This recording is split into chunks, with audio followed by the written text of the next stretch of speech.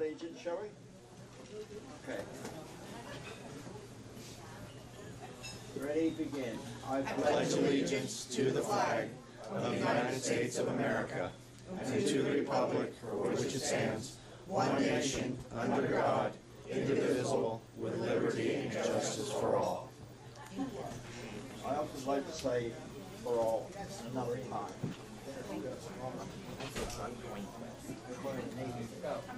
Okay, now we'll start our meeting off with an introduction for our speaker, and that's being given by John. Thank you very much, Gary. Thank you. Notice the print on my my sheet here is too small. I'm going to have to read it with my glasses. Well, how are you all this morning? Good morning. Good, good. I've have the pleasure of announcing our speaker for this morning. He is a radio host on KCAA 1050 AM, and you can hear him at 2 o'clock on Saturdays with his Constitution radio program. The radio show is also carried by affiliates stations in Kansas City, Missouri, as well as Youngstown, Ohio. He is also a longtime internet radio host. He's a political activist, which many of you in this audience can relate to, I'm sure. He's a writer as well as a commentator.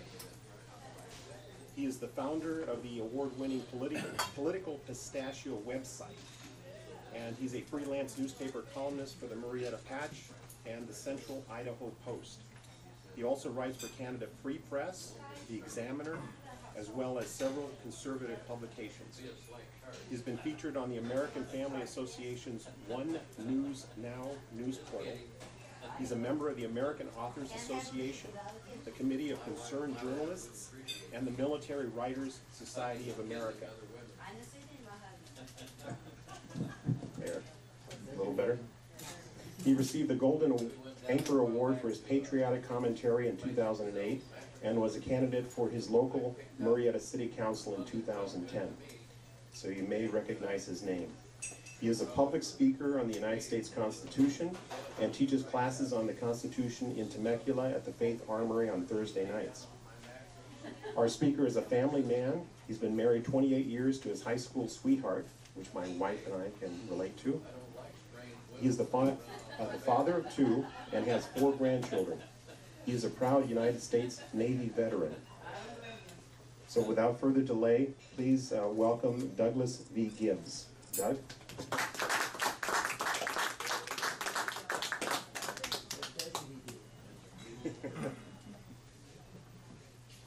John, would you do me a favor, make sure everybody gets a Constitution and business card? Absolutely. Thank you.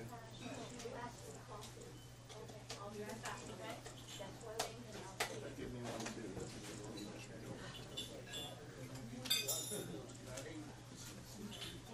Good morning. Morning. There we go. I have such a loud voice, though. I've had microphones actually go out on me, and nobody noticed because I'm so loud. So, but yeah, good morning. It's great to be here. The neat group. I get to talking to a couple of people. Really like this group. I do a number of speeches on the Constitution. I spoke to different rally groups and Tea Party groups and the like, but I always get excited when I get the smaller groups because I get more feedback from people. I mean, I've been to a speech. I did a speech in Seal Beach a few months ago, and there was like over 200 people in there, and it was great, and I loved it, but it was real hard to get the individual feedback. But anyway, I was talking to Gary, and really what he wanted me to focus on was the Constitution and local issues, communities. And, you know, to talk about that, you really need to understand some aspects of the Constitution. So what I'll do first is kind of give us a brief understanding of the Constitution itself and what it aimed to do. Then I'll get into the local communities aspect. Gary, how long do I have? About? Yeah, you can have up to an hour. Just keep talking. Yeah. No. It's 10 past 10 now, and usually we finish at 11 o'clock. Okay, yeah, I didn't want to overstay my welcome, you know, when I'm talking. But now one thing we have to understand is that the colonies were individual republics. were, well, individual colonies, individual entities. Now they're individual republics. They were autonomous. They had their own government, their own culture. Everything was done locally, so every issue, local issue, was handled locally. In fact, Americans back then didn't consider themselves Americans. They considered themselves Pennsylvanians, New Yorkers, Virginians. They were residents and citizens of their state or their colony. When the United States became a nation, in order to preserve that sovereignty of the states, the system that was created was under the Articles of Confederation. We had what's called a Confederate government. The Union was not unlike the European Union is now, a very, very weak central organization or union where all of the powers are still retained by the members. Problem is, that union was not well protected. In 1786, an event called Shays' Rebellion happened, where basically the American Revolution veterans were very upset because while they were fighting the war to, create this nation, their debt kept going up. And now that it was due, and the courts were down on them, the creditors were down on them, and they're like, hey, this wouldn't even be a country without us. Shays' Rebellion erupted, and they wound up it got to the point where they were blocking the steps of courthouses. Well, the government was so weak under the Articles of Confederation, they couldn't do anything to stop it. They couldn't put together any type of force or peacekeeping force or anything. So what happened is the merchants in Boston put together a mercenary force to put down this insurrection. Now just think about this for a second. You've got your fine men and women that served in our U.S. military, Iraq and Afghanistan and all that, and they were upset about something, and in order to put it down, the corporations put together an army to put it down. How would you feel? Yeah, that's kind of how the founders felt. So they realized our government's too weak. We need a stronger central government. But how do you create a stronger central government, but at the same time protect the sovereignty of the states and the ability for local government to handle local issues, and for that central government to stay out of that stuff? This is where the Constitution came in. The Constitution does not, for the most part, dictate to the federal government what it cannot do. What it does is it tells the federal government what it can do. If it's not listed, the federal government can't do it. And if you read the preamble, why don't we do that? Let's open it up. Page 1, but it's like the third or fourth page in.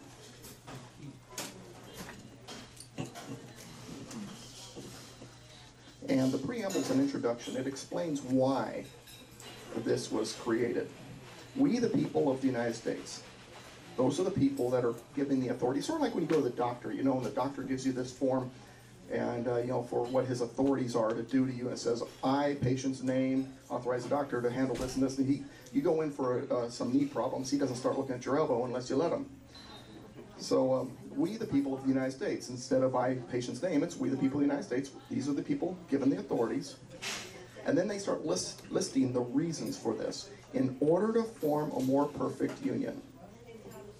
Already had a union under the Articles of Confederation, but it wasn't real good. We needed a more perfect union. But see, that's reason number one. Just like a to-do list, you always put the important stuff first. That's what they did. In order to form a more perfect union.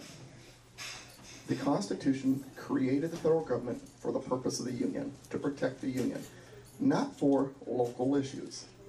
Local issues, local enforcement. Federal government has no business being involved in it. In order to form a more perfect union, establish justice. The word establish means create, right? Well, they had justice. Each state had its own judicial system. It specifically means establish a federal judicial system.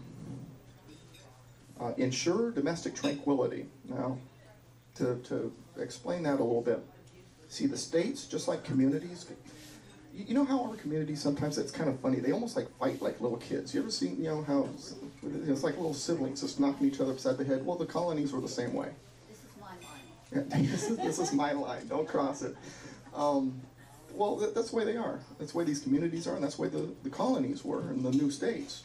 They were like siblings. They beat each other over the head, but when it came down to protecting themselves as a group, they banded together, just like these communities do.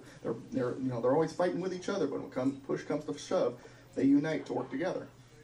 Okay, same thing. Well, the problem is, because of all of that infighting, there wasn't a whole lot of domestic tranquility. So the federal government was created to ensure that a lot of that stopped.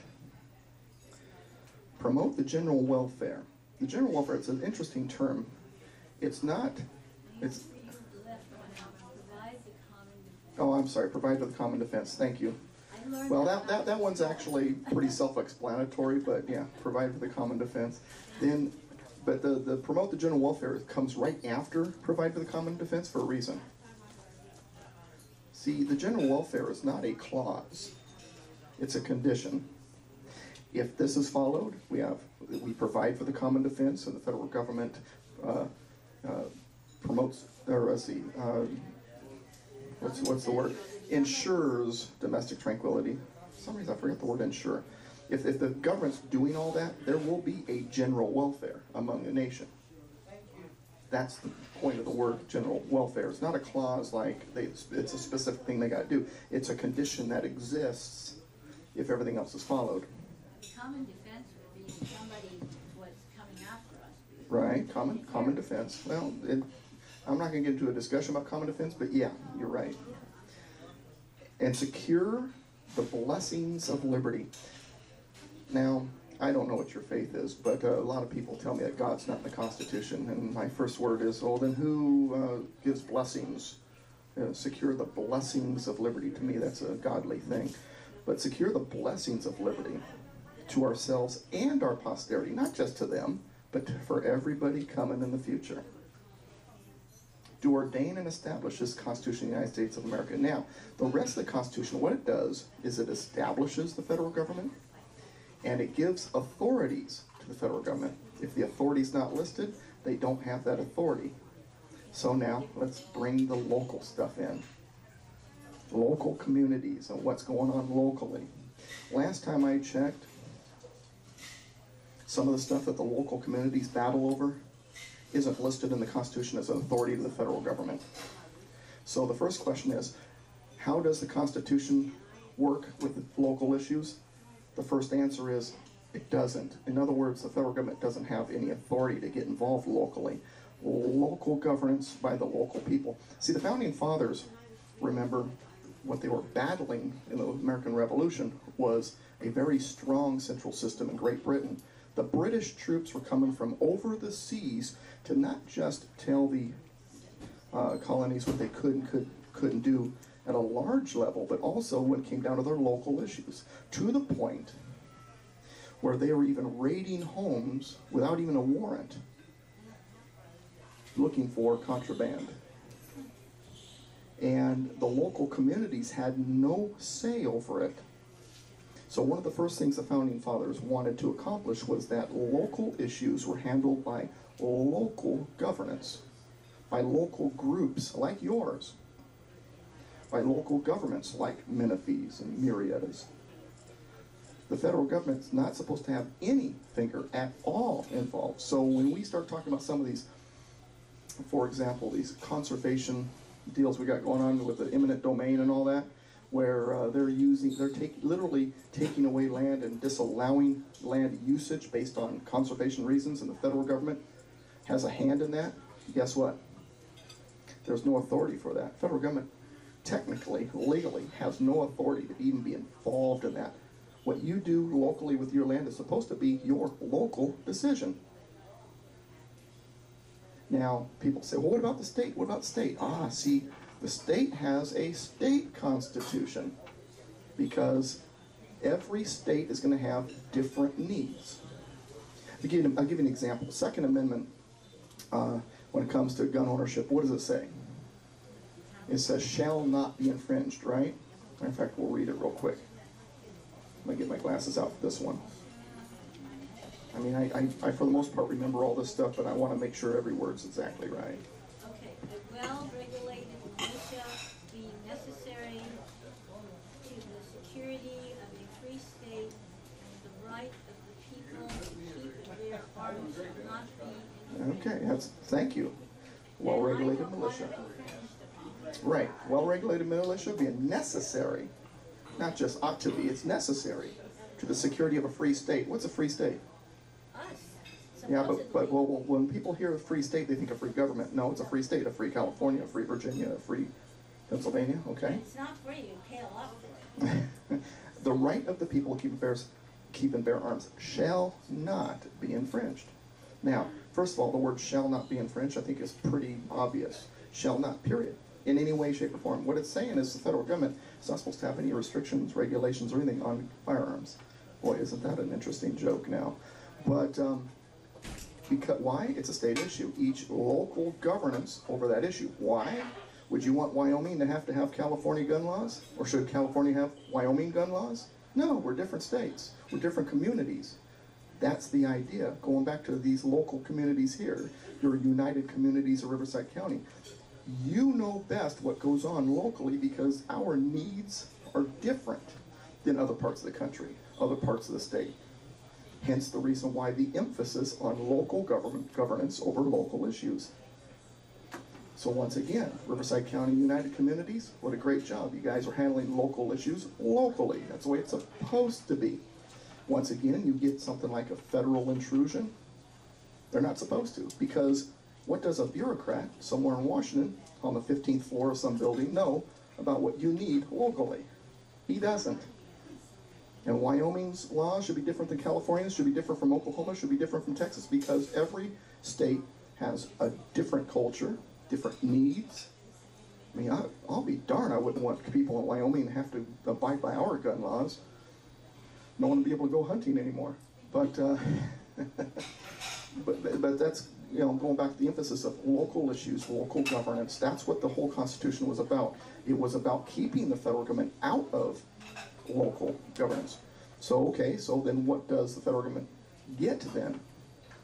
Goes back to that more perfect union. The authorities given to the federal government always have to do with that union. Like, for example, to establish a post office. Well, back then, that was the only pretty much way to communicate. It kept the union together through communication. It was an important part of the union. Common defense, to defend the union, because one of the things they realized in the American Revolution was when it started, and at first all the other colonies were like, it's Massachusetts' war, it's their problem. What they quickly realized is Massachusetts wasn't going to be able to handle it on their own. And after they were done with Massachusetts, they'd be moving into Pennsylvania and so forth. We need to unite, we need to work together. United under a union, they defeated the British, not individually. So that was something that also needed to fall under the new federal government, common defense. And as a matter of fact, on Article 1, Section 8, there's a whole list of federal authorities. And if you want, we'll go over there real quick. Take a look. We'll run down them real quick.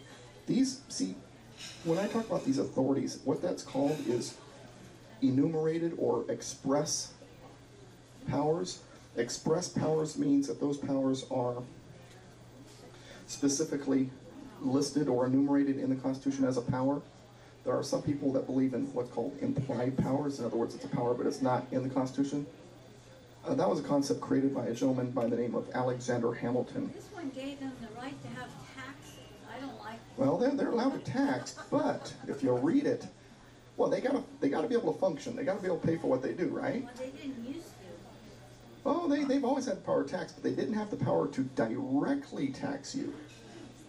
16th Amendment, which created the income tax, began the idea of direct taxation, and the idea of taking it out of your payroll, your wages, didn't happen until during the Depression. Interesting, a little side note since you brought it up. Let's think about it for example, for a moment. They can tax your income. Our wage is income. Well, An income would be a profit, right? yeah. Well, your wage, you're trading labor for pay. So it's a barter. It's not an income. Yeah, but they don't just take our taxes and run the government. They take our taxes and then they retire on our taxes. Yeah, they retire on our taxes. Well, most of them, not all of them. You know, George Washington refused to take a salary. Oh, he was nice. He was nice. That's one word for him. I have much better words, but yeah, nice is a good one. George Washington, matter of fact, I believe that the Article 2, which establishes the executive branch, was modeled after him. The Founding Fathers hoped that every president after him would be something like him. Well, unfortunately, they were mistaken. But anyway, getting back to Article 1, Section 8. These are the powers that are specifically and expressly listed as an authority of the federal government. Okay, so we got the power to tax, to lay and collect taxes, duties, imposts, and excises, and those all have to do with import and export. And pay the debts, to pay the national debt. You know this nation has not been without a national debt since 1838. Andrew Jackson ran on that he would get the national debt paid off, and he did. In 1836, he paid off the national debt, and for 2 years we were debt-free. Then we went into debt again. We've never been out of debt since. They can borrow money. Well, they can borrow it. It is absolutely constitutional for them to borrow money. Did you know, though, that it's unconstitutional for states to borrow money? But we do. Oh, yeah. I'll show you in just a second. Next page over, Article 1, Section 10, it says at the very bottom of page 8, I should say the very bottom, but right below the first paragraph under the words Section 10, the second to last paragraph, it says, no state shall enter into any treaty, alliance, or confederation, grant letters of marque or reprisal, coin money, emit bills of credit. What's a bill of credit? Well, a bill of credit is borrowing. It's money, but it's a bill of credit can be a Federal Reserve note, it could be a bond, any type of going into debt, basically. It says right there, a state can't go in debt. So every state, which all of them, but 2 of them pretty much, or now 3 I think, are in debt. They're all acting unconstitutionally. Why? Why didn't they want the states being able to go into debt?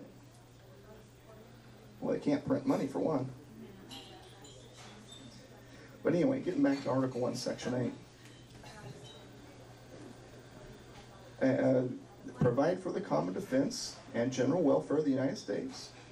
In other words, provide the common defense, keep us safe, and promote the general welfare. In other words, make sure that we are in a condition where everything is in a status of, or a state of general welfare. But all duties, imposts, and excises shall be uniform throughout the United States.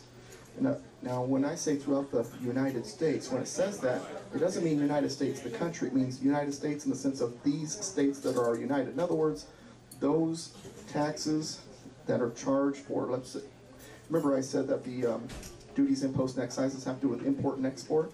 All those ports that are in different states have to be the same in all the states. To borrow money on the credit of the United States, it's absolutely constitutional for them to go into debt. But on the same token, one of Thomas Jefferson's quotes says that they should never allow a debt to go into the next generation. In other words, if you borrow it, you pay it off before your generation passes. To regulate commerce, here was the problem. This Commerce Clause, and that's a big argument. Problem was that the states, remember, they were like siblings arguing all the time? Couldn't get along? Well, they were fighting over trade especially. They were charging tariffs on each other and so on and so forth. And commerce just was not moving through the United States like it should. Well, so they decided that the Constitution should allow the federal government to regulate commerce. But let's think about the word regulate. When you go out to your front lawn and you turn on your water, what did you just do to the flow of the water? You regulated it.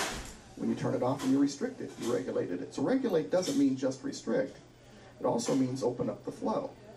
Now, if we look at things from a historical context, commerce was being restricted. Therefore, the word regulate here more than likely means open up the flow. Or as the 1828 Webster Dictionary would say, to put in good order, which was the second definition of regulate. So the idea, if you read Madison's notes, James Madison took great notes on the Constitutional Convention, and Madison, in those notes, you begin to understand what the argument was about. That the problem was that commerce wasn't flowing. Therefore, the federal government was supposed to act as a referee or a mediator.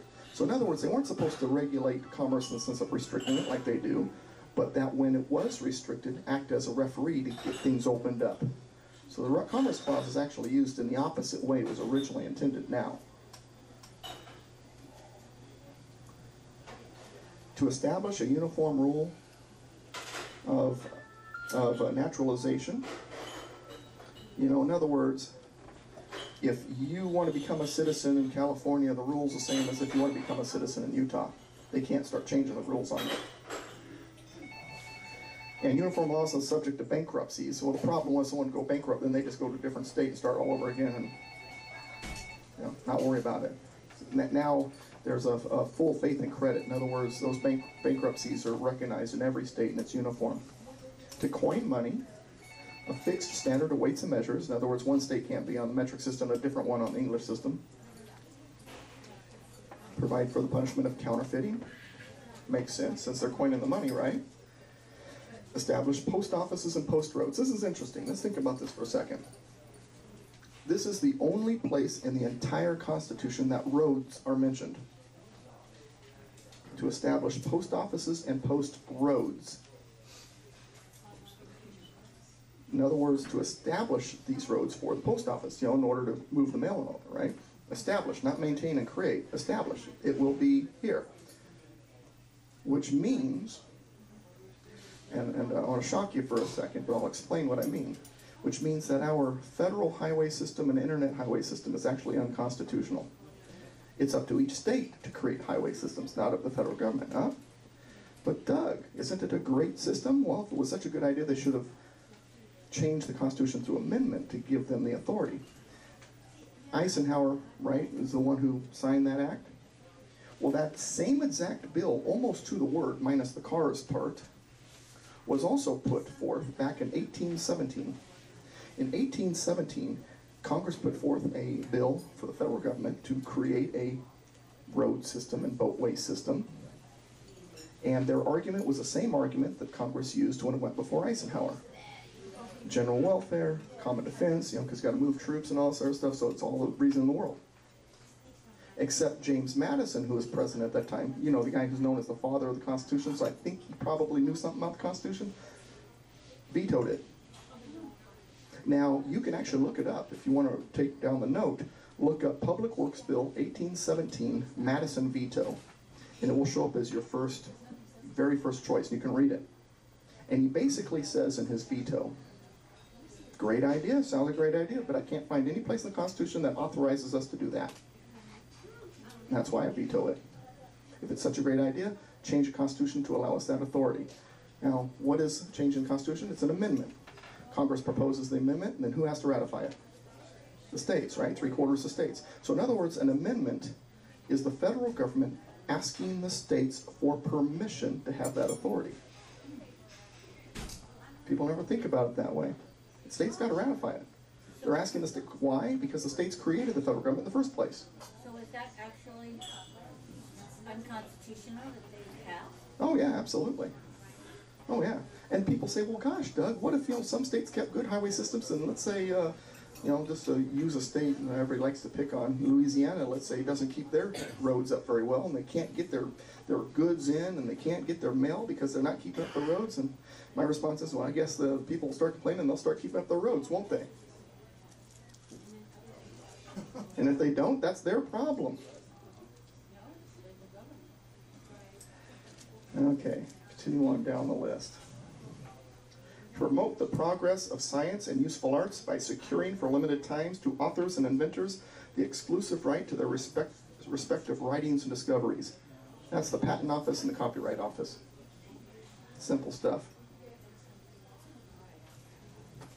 You remember, what was that act that was coming forth? I'm trying to remember the name of it now. What it did is allow the federal government to shut down websites over copyright issues. And everybody was really upset about it. Unfortunately, as bad as that thing written was, it was completely constitutional. It was for the purpose of protecting copyrights. I don't like the fact that the federal government wanted to mess around with the internet, and I see the internet as the final frontier of freedom, but actually, technically, it was constitutional. Sometimes things are not so good or constitutional, sometimes things that are wonderful are constitutional.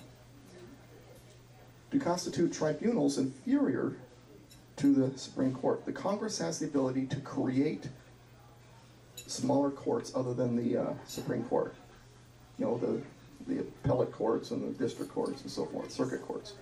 So if Congress has the allowance to create those inferior courts, guess what they also have the allowance to do? Shut them down. Judges think that they are like untouchable. If Congress did their job, it'd be a different world. To define and punish piracies and felonies. Okay, so like when we go after the pirates out there off of the coast of Somalia, because it's interfering with our trade routes, absolutely that's constitutional. Declare war, grant.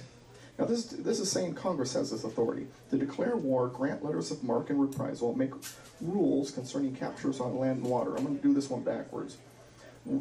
To make rules concerning captures on land and water. So those military tribunals they've created for the terrorists, completely constitutional. It's up to Congress how they do it. It doesn't have to be in a civilian court. If they want it to be in a military court, it can. That's up to Congress. I'm sorry? We'll get to declare war part. Matter of fact, that's what I'm going to say next. Now here's the interesting part. To declare war. Declaring, I get in arguments with conservatives and liberals alike on this one. Nobody likes me on this, but I'm telling you what the Founding Fathers meant by what I've read. To declare war and to wage war are two different things. Congress has the power to declare war. Now, under the Articles of Confederation, the Congress had the power to make war, wage war, and declare war. The president pretty much had no powers. He basically just waved and smiled. That's all he was good for. Which is, nowadays, some of the presidents seem that way anyway. But a president does have the ability to wage war or to make war without congressional approval. It's okay. However, if Congress doesn't like it, don't worry. They've got a way to stop it if they just do their job. They have a way to defund the war. No money, no war, right? And there's always, if they think he's being abusive of that authority, they can impeach him. But the problem is Congress doesn't do its job. So, was Iraq or Libya under Obama, was that constitutional? Yeah. Probably not a good idea, but constitutional. I mean, Madison and Jefferson both waged war without congressional approval. Those were the Barbary Wars. To raise and support armies, necessary for common defense. But the money for the Army has to be approved every 2 years. Navy's permanent. Army has to be approved every 2 years. They feared a standing army. They feared the government using an army against the people. And if the money has to be approved every 2 years, who approves that money? Well, it comes from the House of Representatives, our direct representation. So we have control over whether or not there's going to be an army every 2 years. It's a way to protect us from the government using an army against us. So provide and maintain a navy, which was necessary for trade routes. Calling forth make rules for the government and regulation of the land and naval forces. You don't have a constitutional right to serve in the military, despite what you're being told. No, you don't have a constitutional right. The military can pick whoever they want. They don't want you to serve. That's their call. There's no constitutional right to serve. No rights when you're in the service. You put on a uniform, you waive your rights. You are no longer under, the moment you put on that uniform, you're no longer under the Constitution. The military's Constitution is not the Constitution. The military's Constitution is a uniform code of military justice, which is governed by the Congress. But you don't have the right to say, I don't want to serve. The draft is unconstitutional. Yeah. Oh, it is? Oh, absolutely. I won't get into that discussion right now because it's a long one, but yeah, it's they can't force you to serve. Believe it or not. Where does it say you give up your rights? Where was that? Well, what it says is that Congress has the right to make rules for the government and regulation of the land and naval forces. In other words, the rules that you are governed under are made by Congress, the UCMJ more specifically. It's not this, it's the UCMJ. So if the Congress can make rules, that means those rules can be whatever they want them to be. So it was completely constitutional for Congress to decide whether or not, let's say, Don't Ask, Don't Tell was in place or not in place. That's up to Congress. The difference is, when you put on a uniform, while you're in uniform doing the service, you don't have the right to say no when your superior officer That's right. calls you. Okay. But the world has evolved to the point where when you get out of the service, and now you're a veteran, okay, Now, you have assumed rights because you've served your country. Right. Okay, you should have some set aside that a person like me who never served doesn't get. Yeah, ought to be. But while you're in, you can't say, I don't want to do that. Right. That's the reason why I had, people, discuss with me like, well, let me give you an example, like a federal control over healthcare, which I don't have any love for. I don't think it's constitutional. There's nothing constitutional that gives the federal government that authority. They said, well, then you should have a problem with Veterans Administration. I said, no, those people paid for that. That's right. They paid for it. Right. They took that oath. They paid for it. $2 an hour, 24 hours a day is not a lot of compensation. This is true. Trust me, I know very well. I remember out in the middle of the ocean where no land could be seen, and I was an underway watch outside in the middle of the night, and the ocean spray is hitting me, and I'm watching for lights that may or may not be out there somewhere. And I mean, it's pitch black. I mean, couldn't see my hand. I've got, 3 pairs of socks on. I've got my long underwear on, my pants on. I've got my t-shirt on, my shirt on, my jacket on, my coat on. I've got, the earmuffs going, the whole bit, and I'm still shaking out there. But, it's part of the service. One time we were followed by a Soviet vessel for 13 miles, and we were all we were in a whole lot of scare. Those kinds of situations. We had a situation where I was on board, where I was on the flight deck, and when a helicopter came down, and they were chalking it, something went wrong, and one of the pieces of the chain busted, and a piece came flying across and hit a friend of mine in the leg, and he went down. They revved the helicopter right back up, put him on board, took him to shore to medical, since we were close enough. Those dangers were there. All that stuff was there. I got hazard duty pay for that duty, for good reason. So we were all willing to take that oath, and I've got friends who lost their lives in combat, didn't come home. We all knew it. We all took that oath.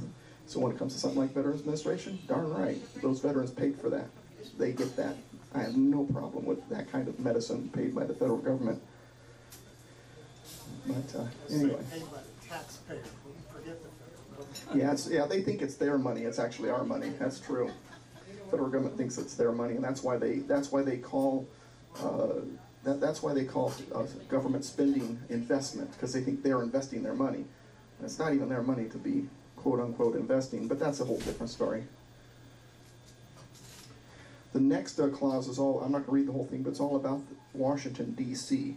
begins to exercise exclusive legislation in all cases whatsoever over such district.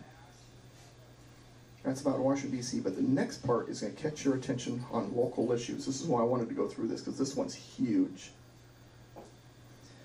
By session or particular state's acceptance of Congress become the seat of government of the United States. So the Washington, D.C. is only supposed to be the seat of government. There wasn't supposed to be residencies there.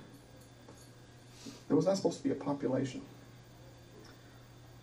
And to exercise like authority over all places purchased by the consent of the legislature of the state and which the same shall be. Here's what that means. Let's use an example. Don't we have Los Alamos Hills, where the conservation is not letting them, eminent domain type of stuff? The federal government's involved in that too. Disallowing you from using your property as you see fit for conservation reasons, or taking lands for conservation reasons.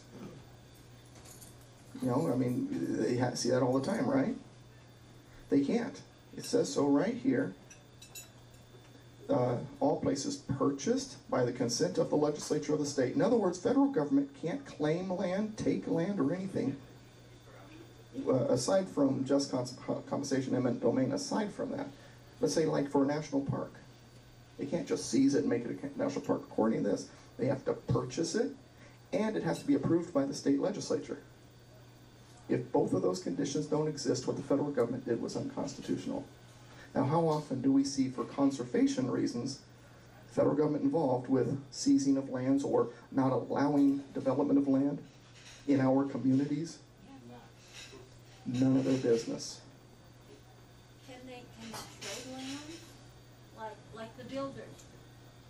We'll let you build so many houses here if you give us so much land for a park. If we're willing to make that silly deal, they could, but we shouldn't. We don't have to. We're not required. We're not willing. If we're not willing, then the federal government's got no business involved. It's none of their business. It's our land. It's our local land. Yes, sir. Yeah, as long as you're on the subject, and you might want to take questions on it. This is Tom Furman, Mayor Pro Tem of Minnesota. We've been to those meetings down in Marietta. I went to one of them down there. Are you talking about regarding the church or Los Alamos or both? Los Alamos, Okay. that land conservation.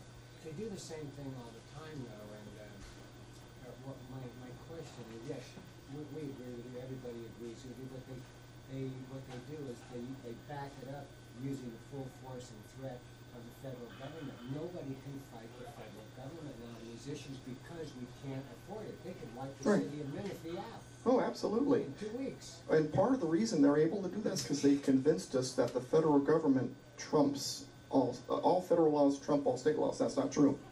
But what they do is they say, we will sue you, they said it just. Yeah, until you got no money, you can't fight any longer. You're not fighting.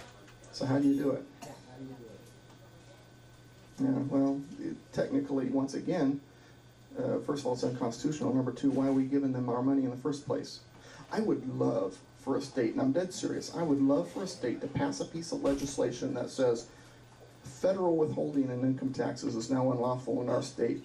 We're going to withhold it at the state level, and then as a state, we'll pay the federal government what's necessary.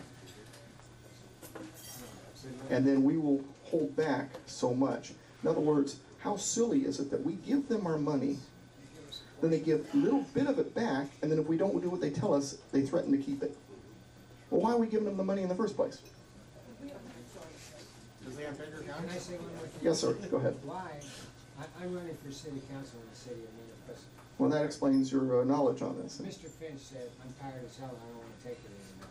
But the more I think about it, I'm kind of wasting my time, because I cannot put the citizens of Menifee through those types of threats against the federal government, because they want the community block grants. They believe that whatever they suck and draw out of the community, they want back, and they want back in the form of community block grants and this and that and that. I see it over and over in council meetings, but I can't stand up. This goes back to the importance of local governance and communities. Okay? You're going to love this. We hear so many people say, well, let's take back America. While you're taking back America, how about you take back your community? Take back your city first. How do you take back America if you don't even know how to take back your city, first of all? Second of all, those knuckleheads, all those cockroaches, I like to call them, up in Washington, where did those cockroaches come from? The state level. And where do those state level people come from? The cities. So what happens if you take back your local communities and you get them the way you want them? You stop the flow of cockroaches upward, right? You start getting some better people. I know I shouldn't be saying that word in a restaurant, huh? But, I mean, that's the point. So really the way to take care of the federal problem is to take care of the problem locally, our communities. This is why I love what you guys are doing as an association. United communities, handling things locally, getting things back under control. And if there's enough communities in California, and I know people think it's a pipe dream, but if there's enough communities in California that gets it together, you get control of the state. And if enough states are under control, they disarm the federal government. Give me an example. 26 states sued the federal government over the Health Care Act. Went all the way to the courts. Now think about it. What court system did they go through? The federal court system. You're suing the federal government through the federal court system? Yeah. Now, the states have an authority called nullification. If they believe something's unconstitutional, they can just refuse to implement it. Okay, so rather than waste the taxpayers' money and go all the way through a court system that they knew was going to go against them, it's a federal court system, for God's sake, refuse to implement. If 26 states refuse to implement that unconstitutional law, what does it do to that law? The states have a lot of power, but our problem is, at the local level, we don't understand our strength and our power. It goes back to why this association, this group is so important. Communities working together. Get your counties under control. Enough counties get together to get the state under control. Enough states get together, the federal government is neutered because we did it starting at the local level. You know what you don't know, or what we usually do, is we go around and tell you what communities are here. Would you like to know Yeah, I would like to know what communities are here. You want us to start over here? Okay. I'm Judy Heilman, and I'm from Lake Matthews. Ralph? Hi, my name is Ralph Allen. I'm the chairman of the Residents Association of Greater Lake Matthews. John and Catherine Guzman, and we're from Canyon Lake. Welcome. Mark Miller, Menifee. Gary Rand, Meadowbrook. Nancy Griffin, Tyler, Meadowbrook. Over here? Norm Vignes, Sunset. Here? Elizabeth Hayden, Corona. Corona. Here? Joe Scarafone, Hemet. Paul Jacobs, Temecula. Ruth Goulet, Sun City. And the center table. Sun City, City of Menifee. City of Menifee. Grant Yoder's Community of Sun City, City of Menifee. Here? Observer, Riverside County. Corona, that's my old stomping ground. I graduated Corona High. Don Williamson, Bobby Spiegel. 84 is when I graduated. So if you know Miguel's Junior Restaurant, the younger son, Mike. I graduated 1 year after Mike did, and I knew him. Matter of fact, my wife had a crush on him in high school. I tell her all the time, see, you could be living a life eating burritos, but you married me instead. But what I was going to say is, and I've heard that you've had like Apple Valley and Cherry Valley and those communities out here too, right? That's awesome. That's what it takes. It's like I said, We've also had the Badlands. all that big giant problem out there, the way to deal with it is locally. You get your local governments under control. Because it's like I tell people, okay, let's say you replace all the knuckleheads at the top. I'm sorry using the word knuckleheads, I think that's better here. All those knuckleheads at the top with some really good people. But you didn't take care of the state level or the local level. Guess what? You're right back to the same problem at the next changing of the guard. Handle everything locally, get your local governments under control, be united. I love that word, united in your name. Riverside County United Communities. Be united, work together, get things under control locally, and other communities hear about what you're doing and they say, hey, that's a great idea. I want to do what the Riverside County United Communities are doing in their area, and it grows. Before you know it, maybe not in our lifetime, but before you know it, we've got control again. So it not only means that you guys now got to remain united, you got to teach the people below you too, your kids and your grandkids, how important it is to be involved at the local level. Yeah, I'm currently asking our county government to share the money that they use for legal fees with the communities. Right. And that should be done. Oh, absolutely. Yeah. All right, I'm going to stop going through the list there, but because... There's one other thing that's going on. Right. A lot of us have regular groups, but a lot of the supervisors have what's called MAC groups. Mm-hmm. And those are groups that are run by supervisors. Right. They pick who the speakers are going to be. They determine what they're going to hear and everything, whereas our groups are not run by that. We Right. pick who we want to hear and what we want to hear. And then that goes back to what I was saying earlier, how great your group is and what you guys are trying to accomplish. Yes, sir? Did I hear someone say that you ran for city council? Yeah, I ran for city council 2 years ago. For someone with your education and your belief system, which is probably the same as mine, but you're far more... Well, I appreciate that. Thank you, sir. How come it is you couldn't get elected? When I ran in Marietta, well, finances was a large part, but I raised about $4,500. I got my statement on the ballot book, which is where a lot of my votes came from. Of the 5 challengers, there were 3, the year I went, there was 3 slots available. 2 of the incumbents won. The 3rd incumbent got beat by Alan Long, who got the most votes of the challengers. I got the 2nd most votes of the challengers. I missed it by about 1,200 votes. Did you go door to door? I did a lot of door knocking. I probably knocked on at least somewhere between 700 and 1,000 doors. And I had a woman named Diana Serafin who knocked on probably another couple thousand doors, I'm not kidding, for me. Did you ever look at the ratio of the voting? I'm sorry, say again? Did you ever have an accounting of the ratio of the voting? I saw it. I don't remember the numbers and all that, but I did. And what the feedback is what I was more interested in. Later on, feedback, talking to people and stuff. And the majority of my votes were based on the people who met me directly and people reading what I wrote that was put in the ballot book. Yeah, I'll rephrase that. The percentage of vote for the total. What was the percentage? Yeah, I don't remember the numbers. But like I said, I missed it by about 1,200 votes, yeah, which was actually a relatively small percentage. Remember, Marietta has like over 100,000 people. Were you perceived as a threat to? Oh, absolutely. In fact, I supported CD&E, the 3 initiatives that were term limits and limiting the pay of the council members and the administrative officials, and I was the only candidate supporting those. And I did an event at the Colony, which is a retirement community, and the audience was literally stacked against me. And I didn't know this, that a couple of the existing council members had kind of gotten to them ahead of time and passed out flyers and really talked me down. So I'm at the debate, and all of the candidates are there, and after every candidate's done with what they got to say, the place, applauds, except for when I speak and I'm done, the 4 people who came with me applauded, and that was it. The whole room was silent. It was kind of an interesting experience. Later on, people actually came to me and said they apologized. If they'd have known more about me, they wouldn't have done that. But they had actually been instructed to not applaud for me. Wow. Is that America or what? Yeah, I had a number of pieces on the internet which just said some nasty stuff. What I tell people is what I learned about my political experience is I'd rather do what I do with radio and all that. I think I have a bigger impact. It was a rough experience. It really was.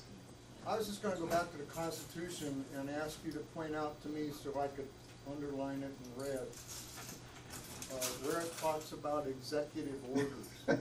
That is one of the most common questions I get. Executive orders are not mentioned in the Constitution. However, based on the Constitution, we can know what they're supposed to be able to do and not be able to do. The first president to use them was George Washington. The Thanksgiving Proclamation was an executive order.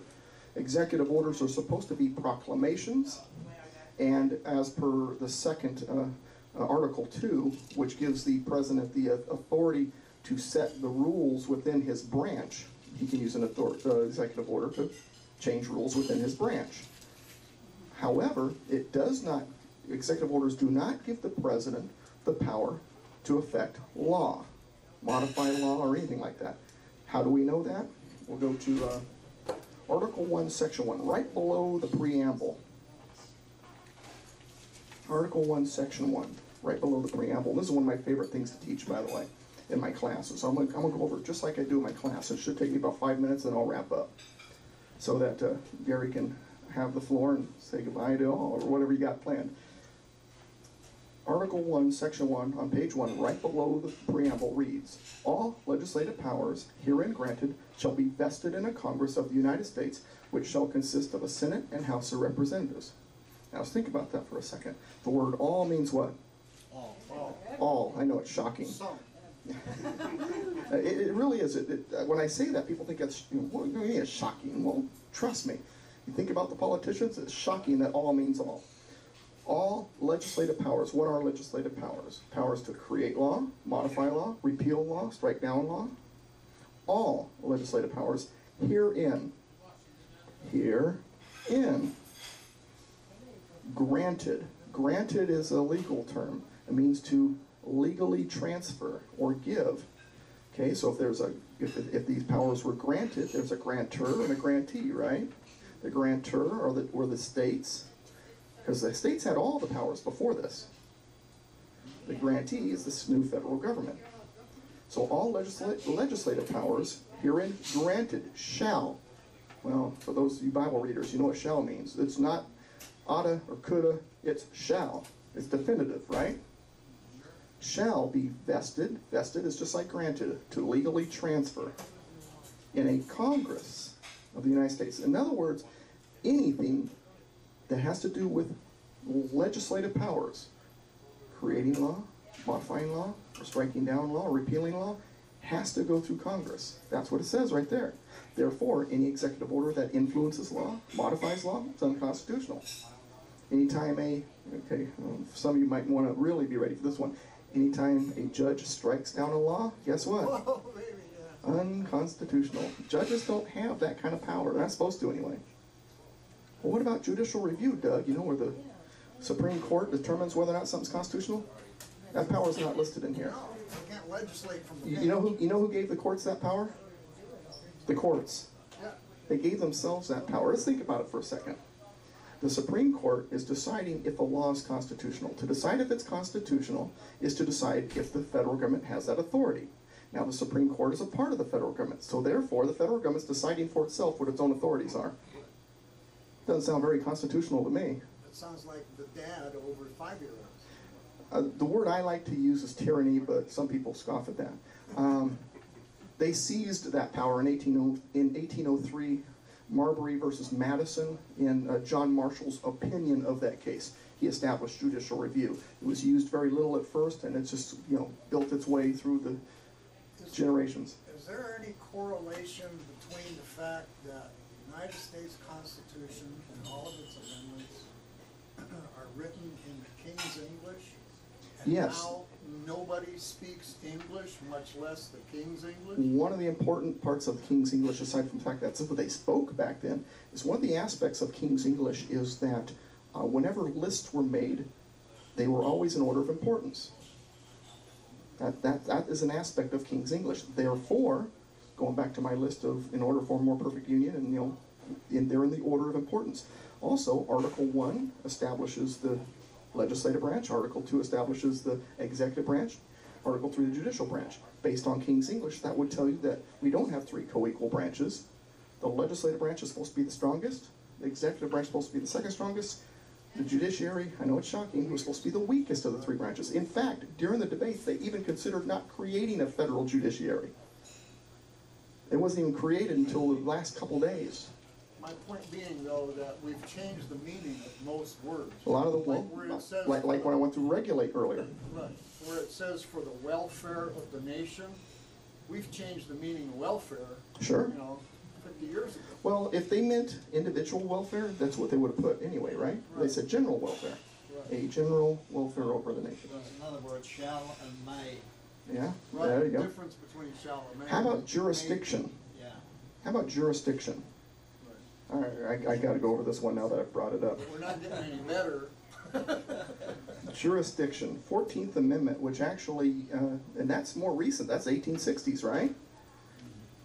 14th Amendment, very bottom of the page of page 25, yeah. Very bottom. This is a very interesting one, and I actually get into some very terse discussions with political minds on this one because they really don't like what I got to say on this. But I'm telling you what the people who wrote it say it, okay? All persons born or naturalized in the United States and subject to the jurisdiction thereof are citizens of the United States and of the state wherein they reside. Okay, so, to be a citizen, born or naturalized in the United States and is important because that means that there's an additional requirement, and it's a requirement, additional requirement to being born here, and subject to the jurisdiction thereof. Okay, well, when you hear jurisdiction, in today's English, within the borders. You're within the jurisdiction, right?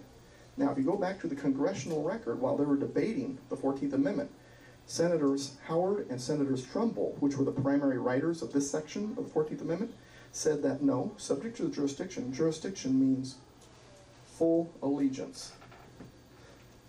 Full allegiance. So in other words, subject to the jurisdiction thereof. In other words, having full allegiance to the United States. Like if you were born, like, Let's say you're an ambassador, okay? And you and your wife are ambassadors here in the United States. You have a kid on American soil. A kid is not automatically an American citizen because those ambassadors have their full allegiance to the country they're representing. Absolutely. Absolutely. Okay? Now you can take the logical conclusion where I'm going at with this if you want. Just like the guy, I can't remember his name, that ran against Obama 4 years ago. What was his name? McCain. He was born. He's such a memorable guy, isn't he? He was born on an Air Force base, Yeah, but that's different. Oh, wait a second. but full allegiance to the United States, Right. with an American, natural American and mother and father. Yet there was questions, weren't there? Makes him a citizen of the United Absolutely. States, even though he wasn't born within our borders. Right, exactly.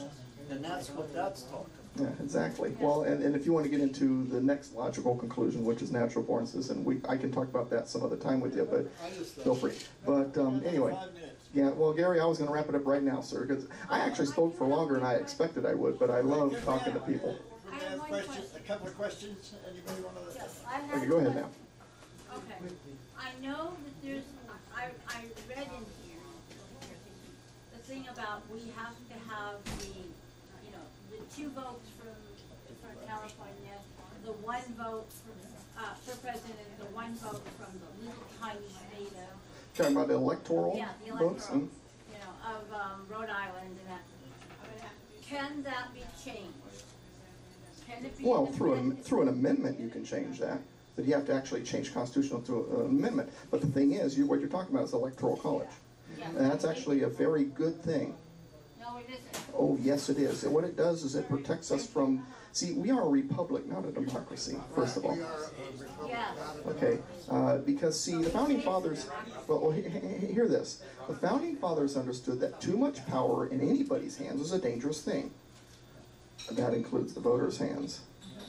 So they even divided that power a little bit. They put checks and balances even on our voting, first of all. Second of all, one of their biggest worries was that the more populated states, the bigger states, would pick on the smaller states.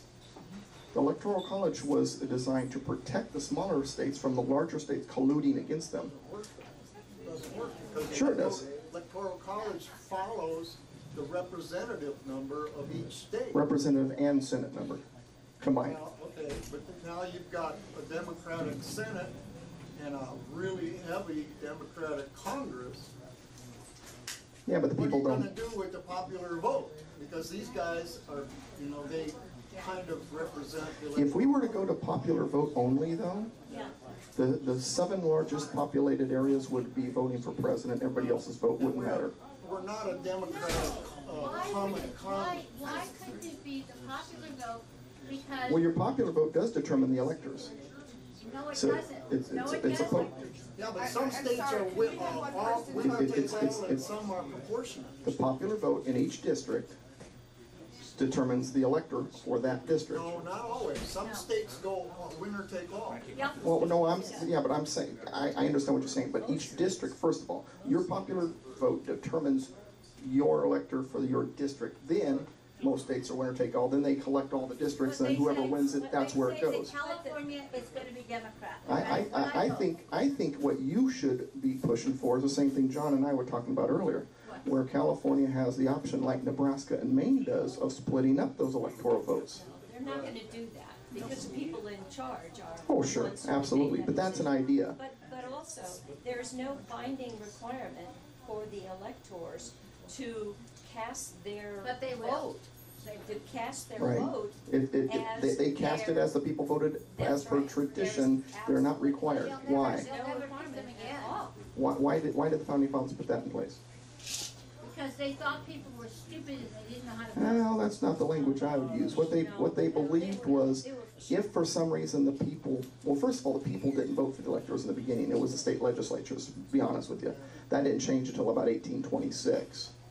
In fact, South Carolina was the last state to change it to where the people's vote determined the electors, and they did that right before the Civil They War. felt that there was no way of the people. Because just in case the people voted in a tyranny, the electors who are supposed to be politically savvy and understanding the political system can protect us from that. That was the idea. But now it's not. Now it's Well, not. what- We have instantaneous Sure. voting of everything. Oh yeah, absolutely. Well then let's propose an amendment to the Constitution. The way to change it is amending the Constitution. See, anytime these discussions rise up and there's a problem, because hey, founders knew that the Constitution wasn't perfect. That's why they provided the amendment process. You can change it. If something's wrong, change it. They're not gonna let us. They're not going to let us? Who are they? Those guys that live upstairs. If- And that goes back with what I was saying about your local communities. That's what's so great about this organization. Take back your local communities, start having some more strength in numbers as communities, and you can change it. Absolutely, it can be changed. Anybody that goes to Washington gets caught. You ever seen a aircraft carrier make a U-turn? It can be done. It's ugly, it takes a while, and the bulkheads start to creak really loud, but it can make a U-turn. It just takes a while. And a lot of work. Yeah. Okay, Gary, you ready to grab the microphone for me, sir? I'm ready. Thank you. I love talking about the Constitution. Let me remind you of something. I do host a Constitution class, and it's free. I ask for donations at the end of the class, but it's a free class in Temecula at Faith Armory on Thursday nights. And John Guzman in the corner also, he attends it, so you can talk to him about it if you want. And I would love to have you out there. And I also have a radio show on Saturdays on KCAA at 2, and you can get it online, and it's all on, that information's on the cards that you got. Gary, thank you, sir. I appreciate you speaking. I think it's been very interesting. Let's give him another hand on that one. And, that was a freebie, by the way. Hey, when he talked about the British, he was talking about you. Yeah, thank you. Don't go home, you're not going home. I'm not going to leave immediately. Now, I did, Melendez, I was going to, I asked if she could come here.